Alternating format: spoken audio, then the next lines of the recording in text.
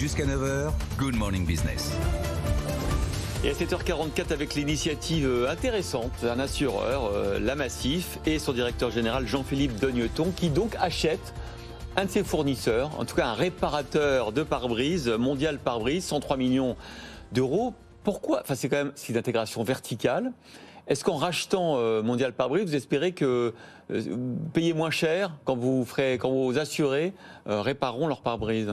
Oui, bonjour. Alors, il y a plein de bonnes raisons pour réaliser cette opération et j'en vois personnellement au moins deux à titre principal. La première, c'est que en réalité, le monde d'aujourd'hui fait que vous ne segmentez plus vos affaires entre le fournisseur de véhicules, le financeur, l'assureur, l'assisteur, le réparateur. Ça, c'était le modèle assez classique. Ouais. Aujourd'hui, le monde de la mobilité bouge beaucoup et c'est beaucoup plus fongible. Et en réalité, c'est un modèle hybride. Et votre sociétaire, votre client, il vous demande le financement, il vous demande de sourcer le véhicule, il vous demande de le réparer et de l'entretenir. Donc, tout ça est en train de bouger et va bouger encore plus à l'avenir. Il faut le prendre en compte. Et la deuxième chose, c'est que la Massif a souhaité mettre les pieds dans le plat sur un domaine spécifique qui est la réparation et le remplacement du bris de glace. Parce que le sujet commence à devenir exaspérant. En 4-5 ans, on a connu une augmentation de près de 42% de la partie bris de glace.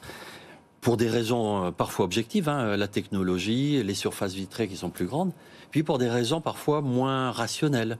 Quand on a un coût moyen qui passe de 550 à 1100 entre deux opérateurs, c'est bien qu'il y a quelque chose au milieu. Et vous le savez comme moi, en économie, rien ne se perd, rien ne se crée. Et donc, ça veut dire qu'au bout du bout, le consommateur, le sociétaire, le client voit sa facture, sa cotisation augmenter. L'enjeu, il est énorme pour vous. Le bris de glace, c'est 10% du coût des réparations auto. C'est 205 millions d'euros. Vous pensez vraiment que vous allez pouvoir faire baisser les prix ? C'est-à-dire que vous n'allez pas pouvoir forcer les gens qui ont un problème de pare-brise à aller chez Mondial Pare-Brise. Alors, comment vous allez faire ? Alors d'abord, c'est 1,5 milliard sur le marché, et ça ne cesse de croître. C'est 2,5 millions d'actions sur le monde de l'assurance en général, et puis vous l'avez ramené à la part Massif, c'est 205 millions. Moi, je pense que quand on est leader d'un marché, c'est ce qu'est le cas de la Massif, les leaders du marché automobile, bien, il faut porter la parole, il faut agir, il faut essayer d'être un influenceur de ce monde de la réparation et du remplacement BG. Eh bien, on va essayer de convaincre autour d'un modèle vertueux, qui est le modèle Mondial Pare-Brise, qui est un modèle en croissance. C'est 10% de la part de marché. C'était 6 il y a quelques années, c'est 10%. Donc tout en étant vertueux, c'est-à-dire attentif au service et au coût moyen, eh bien vous pouvez porter un modèle de qualité. Mais est-ce que vous allez emporter avec vous les franchisés, parce qu'il y a beaucoup de franchisés, ce Mondial Pare-Brise, leur intérêt c'est de faire monter les factures à eux. L'important pour eux, c'est d'avoir du flux. Déjà, et d'avoir une rentabilité raisonnable. Et avoir du flux, c'est pour ça que je vous reprends sur le modèle d'intégration verticale, c'est une intégration horizontale.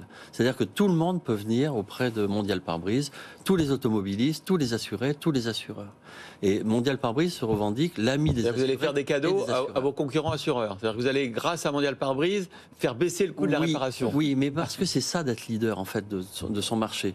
Ce qui profite ou réussit à un assuré, réussit aux assureurs et réussit nécessairement à la Massif. Voilà, c'est ça qui est la construction logique de cet ensemble. Et puis à un moment, oui, il faut s'engager. Et il faut s'engager aussi pour le collectif. C'est un discours presque biblique que vous notez. C'est-à-dire que vous voulez que le marché change en vous suivant, mais sans avoir aucune garantie dans un monde en fait de la réparation automobile qui est une jungle. Oui, mais parce que je pense que nous devons convaincre que la facture, elle pèse sur les assurés. Regardez l'évolution des tarifs automobiles sur la dernière période. Ça, c'est un discours qui s'entend. Et parallèlement, vous pouvez être vertueux et avoir une qualité de service d'extrême qualité, enfin particulièrement performante. Donc je pense que si on additionne les sujets, on a plein d'éléments positifs à faire valoir. Et puis nul doute que l'assuré qui spontanément se manifeste auprès de son assureur pour savoir ce qu'il doit faire en cas de bris de glace viendra vers des structures qui sont bien maillées, en proximité, de qualité de service et avec un bon coût. C'est intéressant parce que certains de vos concurrents qu'on a reçus, comme la Maïf, le Crédit Mutuel, eux instaurent un dividende sociétal ou un dividende écologique pour changer des pratiques. Vous ne faites pas ça. Vous mettez 100 millions pour réguler un marché. Si, bien sûr qu'on fait ça. Le dividende mutualiste, il est né avec le mutualisme. Donc la Massif, c'est savoir-faire ou faire savoir. Le savoir-faire du dividende mutualiste, la Massif l'a toujours pratiqué. Donc aujourd'hui, que ce soit nos fonds de solidarité, les fonds à impact, nos investissements de 11 milliards à destination de la transition écologique, le dividende mutualiste, il existe. Et il dépasse les 10% de notre résultat. Maintenant, savoir-faire, faire savoir... Vous n'avez pas fait la promotion, c'est ça que vous voulez dire, vous êtes plus discret. Voilà, mais l'action de régulation des coûts moyens, elle profitera à la collectivité, c'est ça l'intérêt général. C'est un sacré, comme le disait Laure, c'est un sacré pari de changer un marché... c'est une rupture. Ouais.